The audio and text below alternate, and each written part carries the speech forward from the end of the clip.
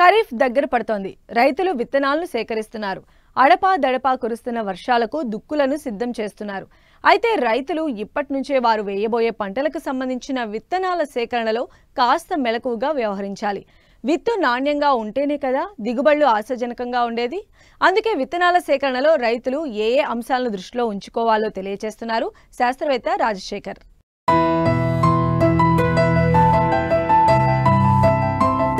అధిక దిగుబడులు సాధించాలంటే నాణ్యమైన విత్తనాలను ఎంపిక చేసుకోవడం ఎంతో కీలకం.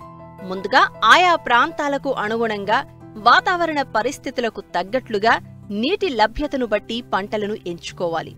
తర్వాత సాగు చేయబోయే పంటలో ఏ ఏ రకాలు అందుబాటులో ఉన్నాయో తెలుసుకోవాలి. విత్తనాలను ప్రభుత్వ సంస్థలు గుర్తింపు పొందిన అధీకృత డీలర్ల వద్ద మాత్రమే కొనుగోలు చేయాలి. విత్తన సంచులపై ఉన్న సమాచారాన్ని పూర్తిగా చదివి వాటి యొక్క జన్యు, భౌతిక స్వచ్ఛత వివరాలు తెలుసుకోవాలి.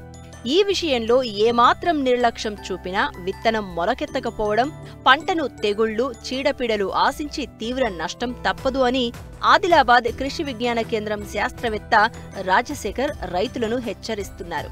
మరి ఆదిలాబాద్ జిల్లా విషయానికి వస్తే మరి ప్రధాన పంటలు పత్తి, సోయా, కంది. ఈ పంటలు మరి ఖరీఫ్ కాలంలో రైతులు ఎక్కువ విస్తీర్ణంలో సాగు చేస్తూ ఉంటారు. మరి ప్రస్తుత పరిస్థితులలో రైతులందరూ వేసవి దుక్కులు చేయడం జరిగింది. అయితే ముఖ్యంగా ఈ పత్తికి సంబంధించిన విత్తనాలు చూసినట్లయితే ధృవీకరణ విత్తనాలు, అదేవిధంగా మంచి కంపెనీకి సంబంధించిన విత్తనాలనే కొనుగోలు చేయాలి. అయితే లూజు సంచులలో కానీ లూజుగా ఉన్న విత్తనాలను కొనుగోలు చేయకూడదు.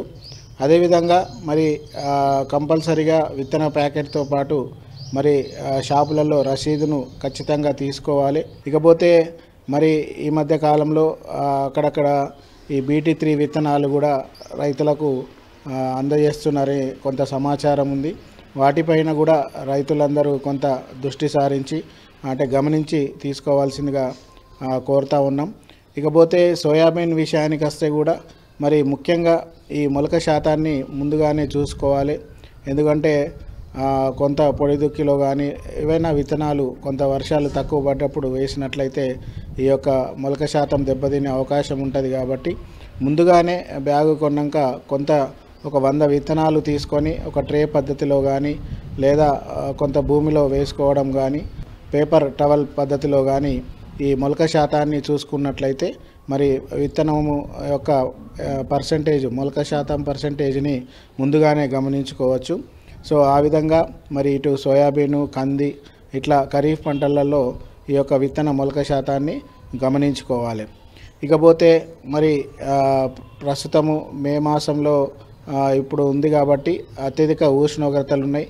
మరి రైతులందరికీ విజ్ఞప్తి ఏంటంటే పత్తి కానీ, సోయాబీన్ కానీ, కంది కానీ ఈ పంటలలో ఇప్పుడు మరి పొడి దుక్కులో విత్తనాలు పెట్టుకోవద్దు. ముఖ్యంగా వర్షాలు అత్యధికంగా కురిసిన వెంటనే అంటే ఒక 60 నుంచి 70 మిల్లీమీటర్ల వర్షపాతము అంటే 2 గట్టి వర్షాలు 1 ఫీటు లోతు తడిచిన వెంటనే విత్తనాలు విత్తాలి.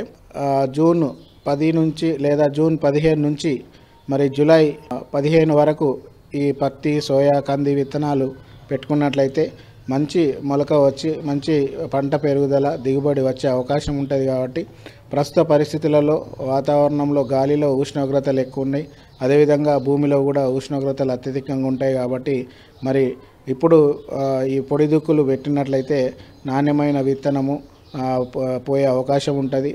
ఇకపోతే ప్రాథమికంగా రైతులు చీడపీడల నివారణకి ఈ యొక్క ప్రతి పంటలో అంటే ప్రతి పంటలో అయితే కంపెనీ వాళ్ళే ఈ పురుగు మందులతోటి, తెగుళ్ళ మందులతోటి విత్తన శుద్ధి చేసి ఇస్తున్నారు.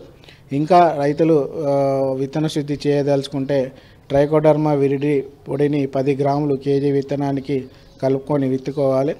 ఇకపోతే మరి సోయాబీన్ కానీ, కంది లాంటి పంటల్లో విత్తన శుద్ధి కంపెనీ వాళ్ళు కానీ వివిధ సంస్థలు కానీ చేసి ఇవ్వరు. కాబట్టి మరి విధిగా రైతులు ఇటు పురుగు మందులతోటి, తెగుళ్ళ మందుతోటి, అదేవిధంగా రైజోబియం కల్చర్ తోటి విత్తన శుద్ధి చేసుకొని విత్తుకున్నట్లయితే మరి ఇటు కీటకాలు, తెగుళ్ళు, అదేవిధంగా పెరుగుదలకు సంబంధించిన పోషకాలు లభిస్తాయి. కాబట్టి సో ఇప్పుడు ఈ తొలకరలో మరి ఈ జాగ్రత్తలన్నీ పాటించినట్లయితే మరి రాబో కాలంలో పంట మంచి పెరిగి మంచి దిగుబడి వచ్చే అవకాశం ఉంటుంది.